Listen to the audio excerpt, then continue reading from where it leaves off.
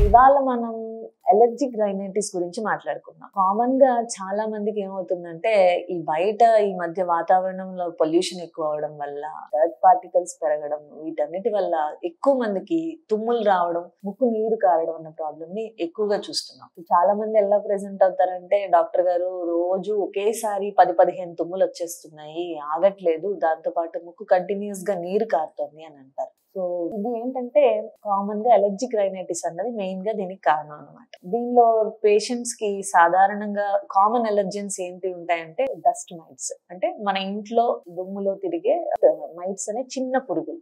వీటి కారణంగా ఎక్కువ మందికి పొద్దున్నే లేవగానే తుమ్ములు రావడం లాంటి సమస్యను చూస్తూ ఉంటాం. కాకపోతే ఈ అలర్జిక్ రైనైటిస్ అన్నదానికి ఈ దుమ్ము ఒకటే కారణం కాదు.